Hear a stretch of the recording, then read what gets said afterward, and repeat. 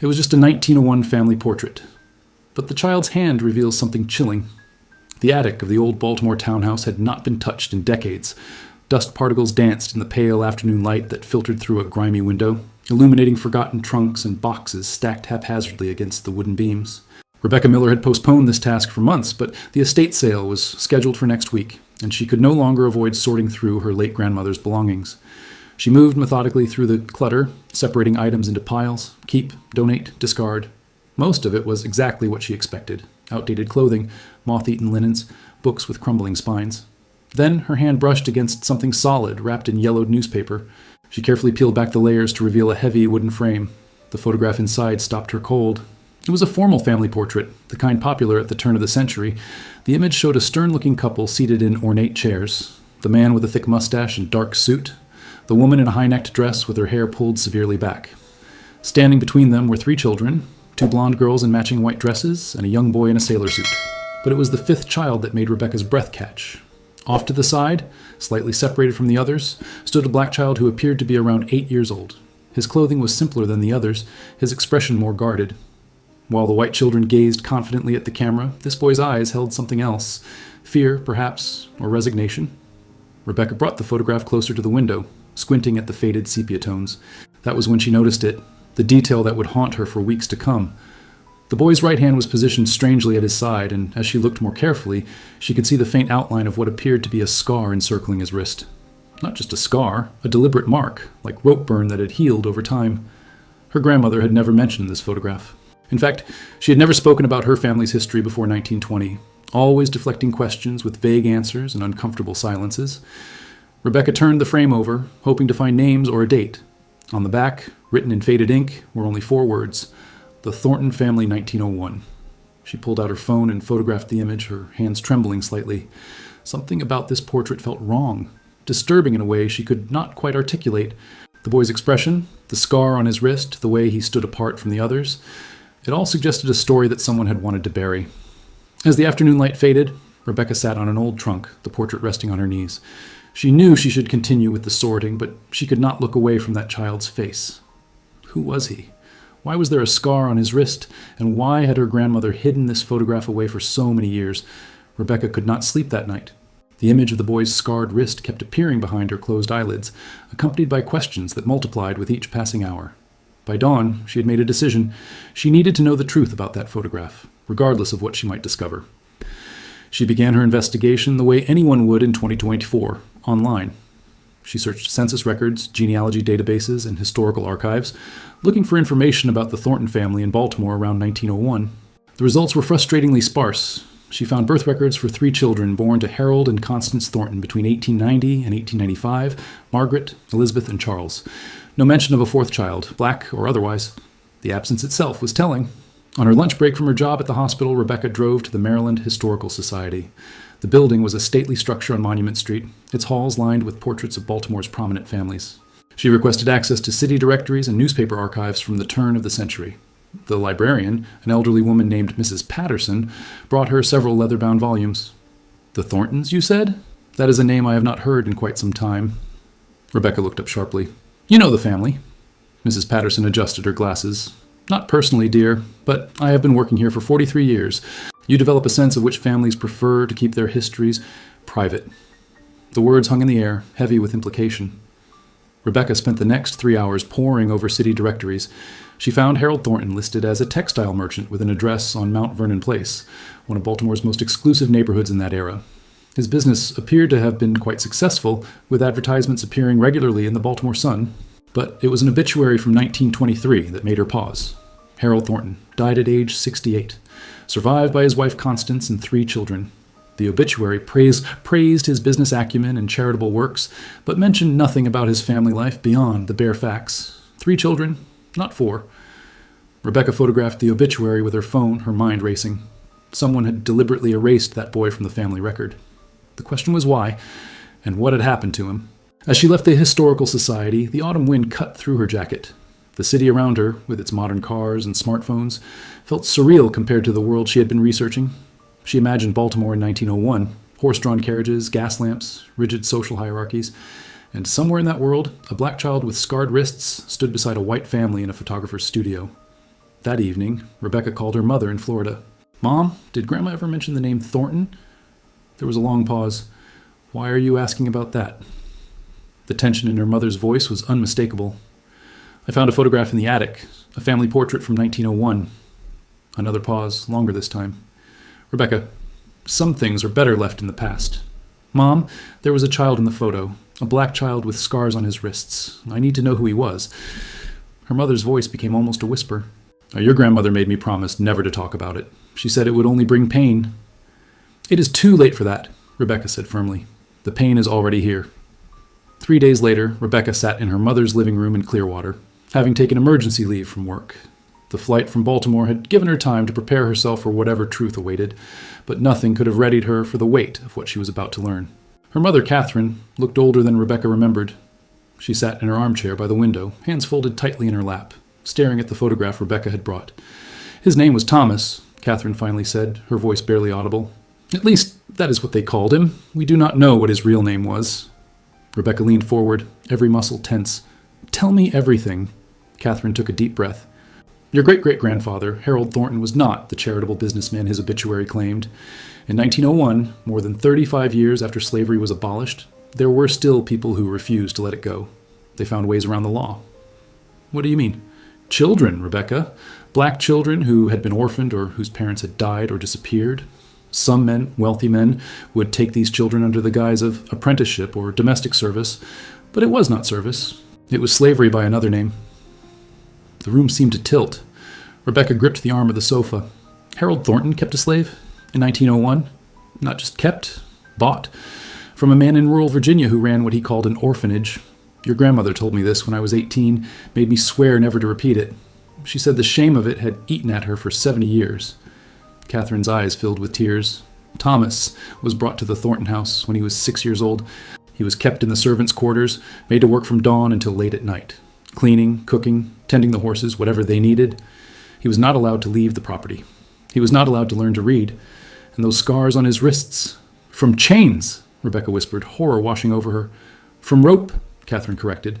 "They would tie him when they left the house to ensure he could not run away. By the time he was 8, the marks were permanent." Rebecca felt sick. "Why is he in the family portrait, then? If they were hiding him?"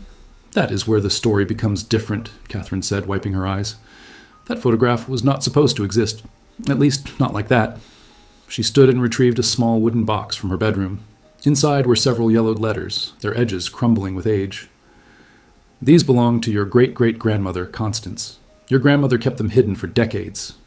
Rebecca unfolded the first letter carefully. The handwriting was elegant but shaky, as though written in great distress. "My dearest sister," it began, "I can no longer bear the weight of this sin. Harold insists it is legal that we are providing the boy with food and shelter, but I know in my soul that what we are doing is wrong. I see the fear in Thomas's eyes. I see the marks on his wrists. At night, I hear him crying in his room, and my heart breaks, knowing my own children sleep safely while this child suffers." Rebecca looked up, her vision blurred with tears. She knew it was wrong. "She did more than know," Catherine said quietly. "She acted." Rebecca read through the letters with trembling hands, each one revealing more of Constance Thornton's inner torment. The correspondence spanned several months in 1901, addressed to her sister Harriet, who lived in Philadelphia. March 15th, 1901. "Dearest Harriet, I have begun teaching Thomas his letters in secret. When Harold is at the textile exchange and the other children are at school, I bring Thomas into the library. He is remarkably bright. He learned the alphabet in just 2 weeks. But I live in constant fear that Harold will discover us. Last Tuesday, he came home unexpectedly and nearly caught us. Thomas had to hide behind the curtains, holding his breath, while Harold retrieved some papers from his desk. I am terrified, sister. Not for myself, but for Thomas. If Harold found out, I do not know what he would do to the boy." Rebecca's mother brought her tea, but it sat untouched as Rebecca continued reading. The next letter was dated a month later, April the 22nd, 1901. "The situation has become unbearable. Last night, I heard Harold beating Thomas in the stable. The boy had apparently broken a harness while cleaning it. An accident, nothing more. But Harold was furious. I rushed out to stop him. And for the first time in our 18 years of marriage, I stood up to my husband. I told him that what he was doing was evil, that keeping this child in bondage, beating him, denying him an education and a future, it was no different than the slavery our nation had fought a war to end. Harold struck me, Harriet. He has never raised a hand to me before. He called me a fool and a traitor to our race. He said Thomas was property, that I had no right to interfere with his business affairs. I made my decision in that moment. I'm going to free Thomas, with or without Harold's permission. Rebecca looked at her mother, her voice thick with emotion. How did she do it? Catherine pulled out another document. This one was not a letter but a legal paper, brittle and faded. This is a notarized statement from a lawyer named Joseph Brennan, dated June 1901. Constance went to him in secret. Rebecca read the document.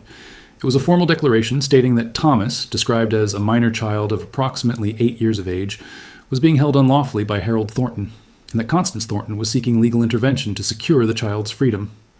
But this would have been scandalous, Rebecca said. A woman going against her husband, admitting publicly that they had been holding a child illegally? It would have destroyed them, Catherine agreed.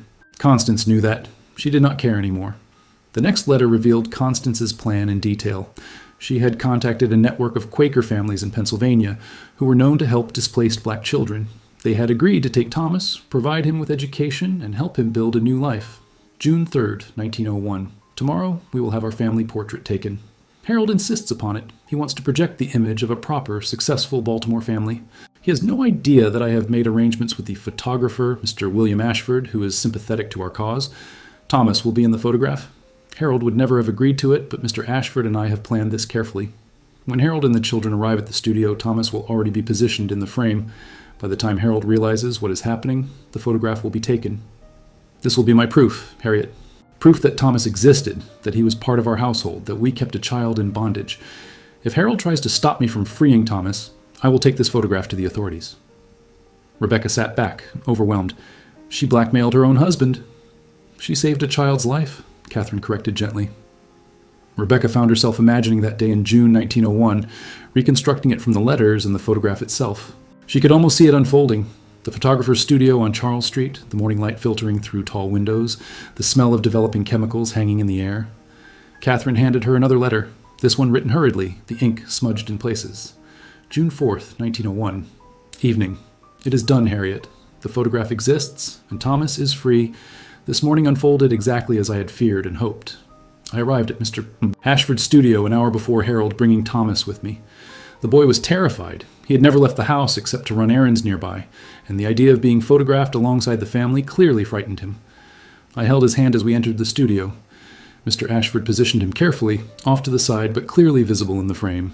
When Harold arrived with Margaret, Elizabeth, and Charles, his face turned purple with rage. What is the meaning of this? He demanded. Get that boy out of here immediately. But Mr. Ashford, bless him, stood firm. Sir, your wife commissioned this portrait to include all members of your household. The positioning has been carefully arranged. If you would like the photograph, everyone must remain as they are. Rebecca could picture the scene, Harold Thornton trapped between his pride and his fury. A man of his social standing would have paid handsomely for a formal family portrait. To storm out over the inclusion of a black child would have raised questions he could not afford to answer. The letter continued. Harold had no choice but to proceed. He sat rigidly, his jaw clenched so tightly I thought his teeth might crack. Our children looked confused. They rarely saw Thomas, and when they did, they had been taught to ignore him. But there they stood, all together in that studio, captured forever in silver and light. When the flash powder ignited, Thomas flinched so hard he nearly ran. I reached out and steadied him, my hand on his shoulder. Mr. Ashford captured that moment too, though I doubt Harold noticed. After the sitting, Harold grabbed my arm and pulled me aside. You will regret this, he hissed. The photograph will never see the light of day. It already has, I told him. Mr. Ashford has made copies. One is being held by my lawyer, Joseph Brennan. If anything happens to Thomas, if you prevent me from helping him, those copies will be delivered to the police commissioner and the Baltimore Sun. I have never seen such hatred in a man's eyes, Harriet. Not even the hatred was for Thomas. It was all directed at me, his wife, who had dared to defy him. Rebecca looked at the photograph again, seeing it with new understanding. The separation between Thomas and the other children was not just physical. It was the vast distance between captivity and freedom, between cruelty and compassion. What happened next? She asked her mother. Catherine's expression softened. Constance kept her word. Within a week, she had arranged for Thomas to be taken to Pennsylvania. But getting him out of Baltimore was far more dangerous than anyone had anticipated. The June heat was oppressive as Constance finalized her plans. She could not simply put Thomas on a train. Harold had connections throughout Baltimore, and any attempt to leave the city openly would be stopped immediately. She needed help from people who understood the underground routes that had once helped escaped slaves reach freedom. Through her lawyer, Joseph Brennan, Constance made contact with a man named Elijah Warren. Elijah was in his 60s, a former conductor on the Underground Railroad who had never stopped helping those who needed passage to safer places. Though the railroad had officially ended decades earlier, men like Elijah maintained networks for situations exactly like this. June 10th, 1901. Dearest Harriet, I met with Elijah Warren yesterday in a small church in Fells Point. He is a remarkable man, dignified, careful, and utterly committed to what he calls finishing the work. He told me that even in 1901, there are still children who need to be moved quietly, still families who need help escaping situations the law refuses to address. He has agreed to take Thomas north. They will travel at night, using houses and churches that once sheltered fugitive slaves. The route will take them through Wilmington, then Philadelphia. The journey should take 4 days. I asked Elijah what would happen if they were caught. He looked at me with eyes that had seen more suffering than I could imagine and said, "Mrs. Thornton, I have been caught before. I have been beaten, jailed, and threatened, but I am still here, and so are the 37 children I have helped over the past 40 years. We will not be caught." Rebecca set the letter down. "This Elijah Warren, do we know anything else about him?" Catherine nodded. "After your grandmother told me this story, I did some research. Elijah Warren was real. He died in 1918, and there's a small plaque honoring him at the Bethel AME Church in Baltimore. He helped establish several schools for black children after the Civil War." The next letter detailed the night of Thomas's departure. Constance had told Harold that she was visiting her sister in Philadelphia and would be gone for several days, a common enough occurrence that he had no reason to suspect anything. She arranged for the other children to stay with their aunt. That night, under cover of darkness, Constance brought Thomas to a house near the harbor. The boy carried nothing but a small cloth bundle containing a change of clothes and a loaf of bread. Constance had given him one other thing, a small wooden cross that had belonged to her grandmother. "Remember this," I told him as we waited for Elijah to arrive. "You are not property. You were never property. You are a child of God, and you deserve a life of dignity and freedom." Thomas looked at me with those ancient eyes that had seen far too much suffering for an 8-year-old boy. "Why are you helping me, Mrs. Thornton?" It was the first time he had ever asked me a direct question. I knelt down so we were at eye level. "Because it is right," I said, "and because I should have done it sooner. I am sorry, Thomas. I'm so deeply sorry that I waited this long." He did not respond, but he did not look away either. In that moment, I saw something shift in his expression. Not forgiveness, exactly, but perhaps the beginning of understanding that not everyone in the world wished him harm. When Elijah arrived, Constance watched them disappear into the darkness of Baltimore's narrow streets. She returned home and waited, her heart pounding with fear and hope in equal measure. For 4 days, she heard nothing. Harold was furious about her unexplained absence, but too proud to show it publicly. The children asked about Thomas, but she deflected their questions with vague answers about him returning to his family. On the 5th day, a telegram arrived from Philadelphia. "Package delivered safely. All is well."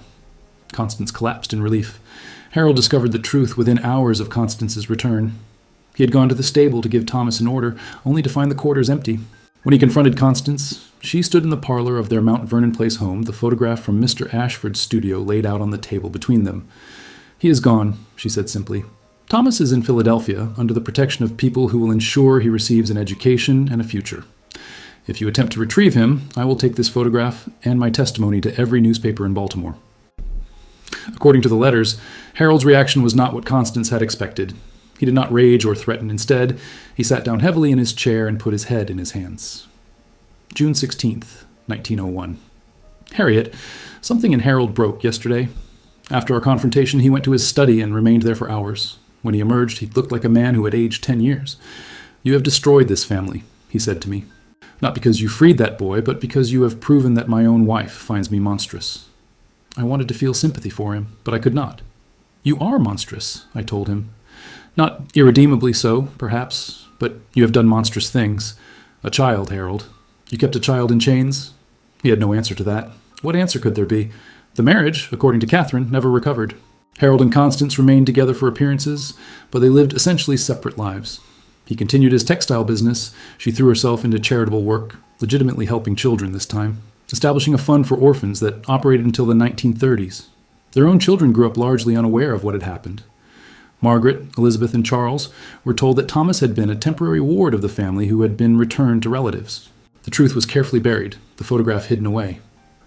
"What happened to Thomas?" Rebecca asked, the question that had been building throughout her mother's narrative.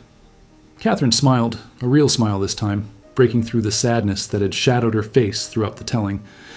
"That is where the story becomes remarkable." She pulled out a small leather journal, its cover worn smooth with age. Your grandmother kept track of him. Not publicly, Harold could never know, but through letters with Harriet and later through contacts in Philadelphia.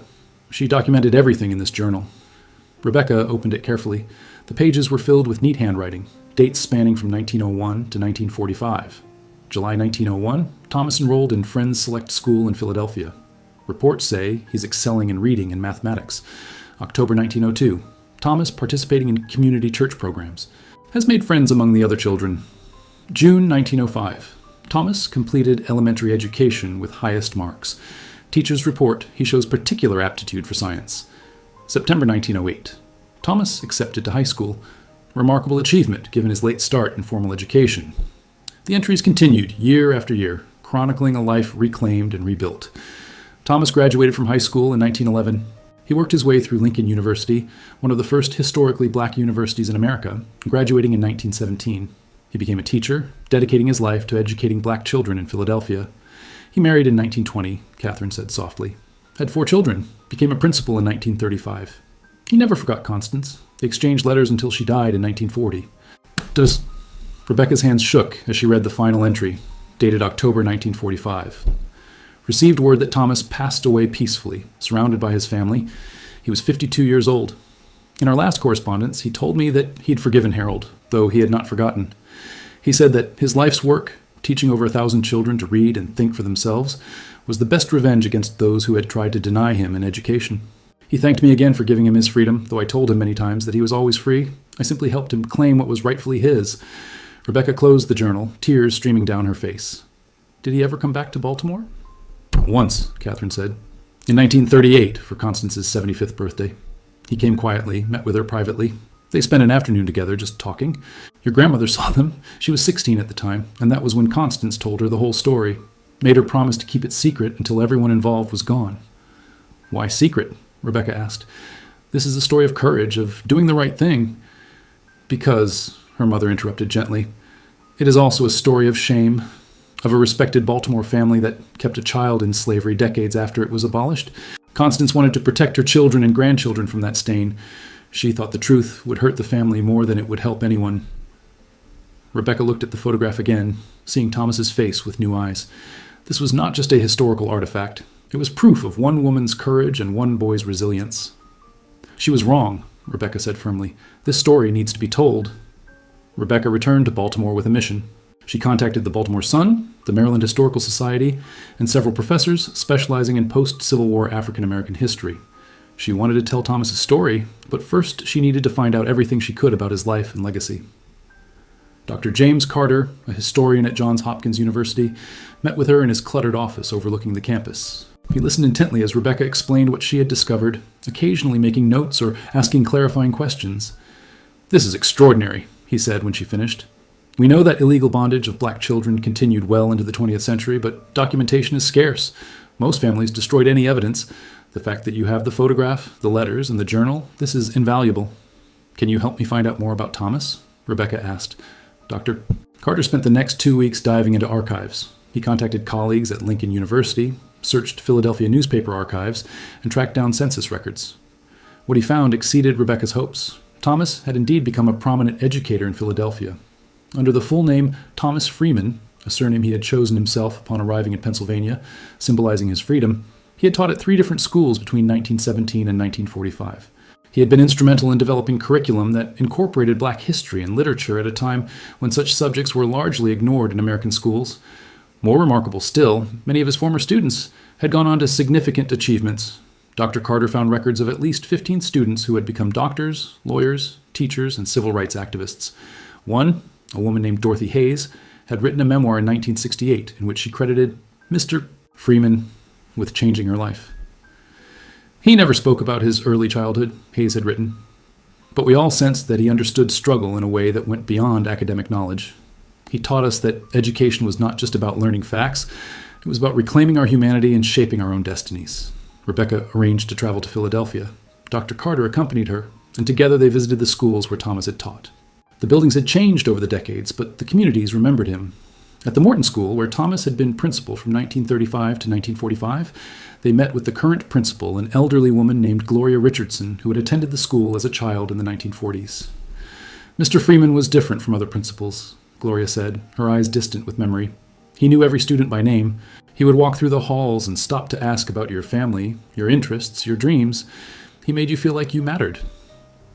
Did he ever talk about Baltimore? Rebecca asked. Gloria thought for a moment. Once. I must have been about 10 years old, and I asked him why he became a teacher. He said something I never forgot. Because someone once helped me when I was 8 years old, and I made a promise to myself that I would spend my life helping others the same way.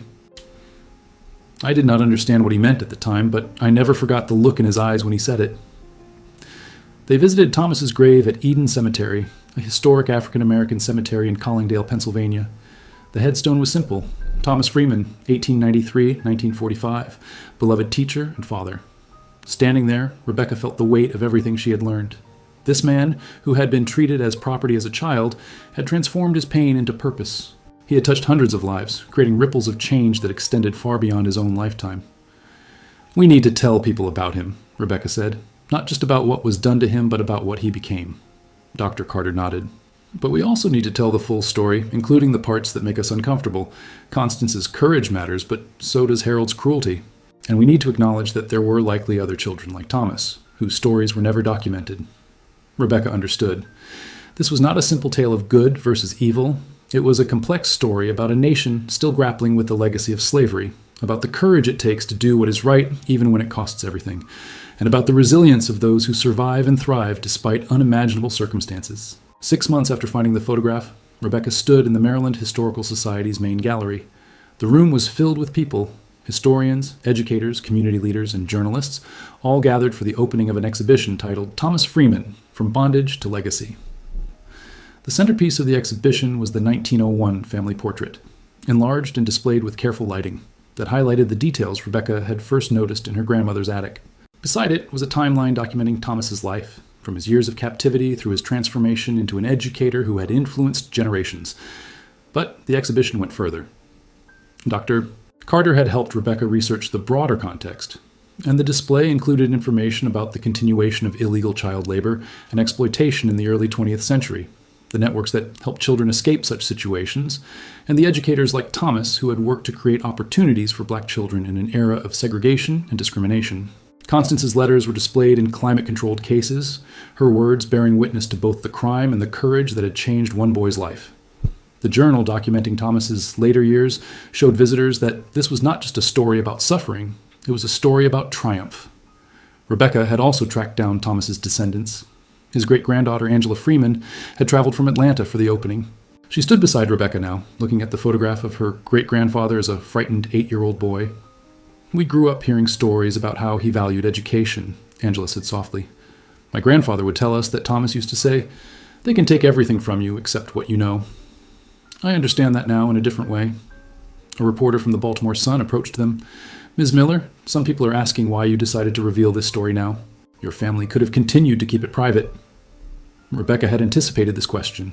She had struggled with it herself during the long months of research and preparation. Because silence protects no one, she said finally. My great-great-grandfather did something terrible. My great-great-grandmother tried to make it right. And Thomas Freeman built a life of meaning from the ashes of his childhood. All of those truths matter. We cannot learn from history if we hide the parts that make us uncomfortable. Angela nodded in agreement. Thomas's life teaches us that even the cruelest circumstances cannot destroy the human spirit. But it also teaches us that we have a responsibility to act when we witness injustice. Constance acted. The question is, would we? The exhibition ran for 3 months, drawing thousands of visitors. Schools brought classes to see it. Local news coverage sparked discussions about Baltimore's complicated history with slavery and its aftermath. The photograph that had been hidden for over a century became a catalyst for honest conversations about race, justice, and legacy. But for Rebecca, the most meaningful moment came on a quiet Tuesday afternoon, 3 weeks after the opening. She was at the exhibition, checking on some details, when a young black girl, maybe 9 or 10 years old, approached her. Are you the lady who found the picture? The girl asked. Yes, I am. My teacher told us about Thomas Freeman. She said he was a slave but became a principal. Is that true? It is true, Rebecca confirmed. The girl studied the photograph intently, her face serious. His wrists have scars. They do, from ropes. He was tied up when he was your age.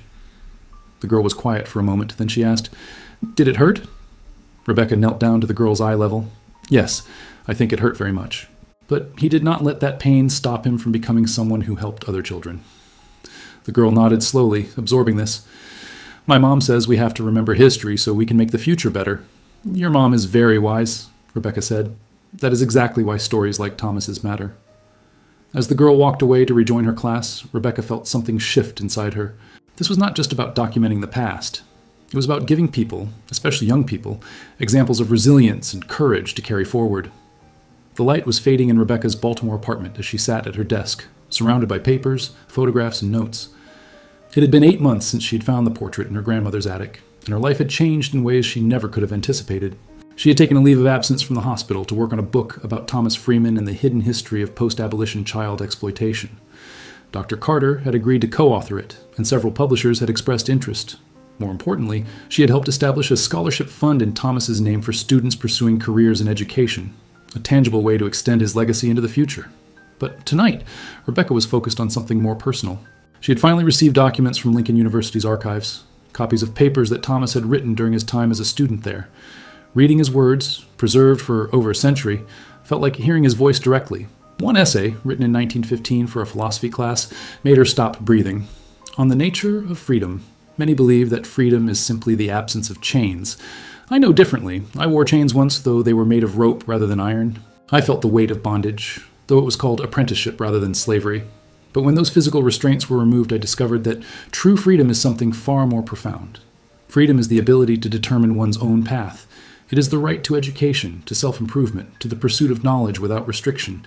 It is the opportunity to lift others as one climbs. It is the choice to forgive without forgetting, to build rather than destroy, to teach rather than hate. I was 8 years old when a woman I had been taught to obey as my master chose, instead to see me as a child worthy of dignity. That act of moral courage freed both of us, me from bondage, her from complicity and evil. It taught me that freedom is not only claimed but also given, not only individual but also collective. We are all bound together, and none of us is truly free until all of us are. Rebecca read the passage 3 times, tears streaming down her face. This was Thomas's voice, thoughtful, philosophical, generous even toward those who had harmed him. She picked up the photograph, the one that had started everything. In the months since she had found it, she had learned to see past the horror of what it represented and recognize it for what it truly was. Evidence of a turning point, a moment when one person chose courage over complicity. Her phone buzzed. It was a message from Angela Freeman sharing a photo. Angela's daughter, Thomas's great-great-granddaughter, had just been accepted to medical school. The caption read, "He would have been so proud." Rebecca smiled through her tears. This was Thomas's real legacy, not the suffering he had endured, but the lives he had touched and the generations he had influenced. Every student he had taught, every person he had inspired, every descendant who pursued education and helped others, all of it flowed from that moment in 1901 when Constance Thornton had decided that a child's freedom mattered more than her social standing. She thought about the chain of events that had brought her here. Her grandmother's decision to keep the photograph rather than destroy it. Her mother's willingness to break the family silence. Her own choice to dig deeper rather than look away. Truth had its own momentum, she realized. Once unleashed, it could not be contained. Her computer screen showed the first chapter of the book she was writing. She reread the opening lines. This is a story about a photograph taken in Baltimore in 1901. It is also a story about cruelty and courage, bondage and freedom, silence and truth. But most of all, it is a story about a boy named Thomas who was taught that he was property but chose to believe he was human. His choice changed everything. Rebecca saved the document and stood, walking to her window. Baltimore spread out before her, the harbor where Elijah Warren had led Thomas to freedom, the neighborhoods where the Thornton family had once lived, the streets that connected past and present. She thought about all the photographs that existed in attics and albums across America, each one holding stories that someone had tried to bury. She thought about the children like Thomas who had suffered in silence, whose names were never recorded, whose voices were never heard. But she also thought about the Constances and Elijahs, the people who had risked everything to do what was right. They reminded her that moral courage was possible in any era, that one person's choice could change the trajectory of another person's entire life. The photograph of Thomas Freeman would remain in the Maryland Historical Society's permanent collection. School children would see it and ask questions. Historians would study it and find new layers of meaning. And somewhere, perhaps, other people would be inspired to look more carefully at their own family histories, to tell the truth about what they found there, to honor both the suffering and the triumph. Rebecca returned to her desk. She had work to do, a book to finish, a scholarship fund to build, a legacy to honor. But for now, she simply sat with the photograph, with Thomas's 8-year-old eyes looking back at her across 123 years. "Thank you," she whispered to the image, "for surviving, for becoming more than what they tried to make you, for teaching us that our past does not have to define our future." Outside, the sun set over Baltimore, painting the sky in shades of amber and gold. The city that had once harbored such cruelty had also produced such courage. And a boy who had once been treated as property had become a teacher whose influence echoed through 5 generations. The photograph remained where Rebecca had placed it, no longer hidden, no longer silent, but finally, after more than a century, bearing witness to the truth.